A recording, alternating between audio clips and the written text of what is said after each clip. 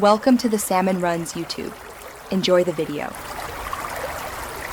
You start by confirming the essentials. Make sure Yukimiya's Azure Latch Ultimate is unlocked and charged, and that your mobility skills are available. Position yourself at a ledge or high ground where the latch trajectory will carry targets into desired space.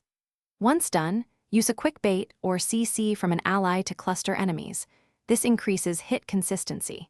You want to conserve burst windows, so do not pre-waste your DPS skills before the ultimate activation. Now focus on aim and timing. Lock your crosshairs slightly above the target center so the Azure Latch pulls them vertically then forward.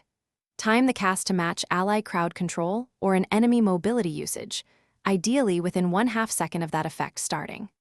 Execute with a movement cancel, dash, or pivot immediately after casting so you maintain momentum and avoid predictable recoil.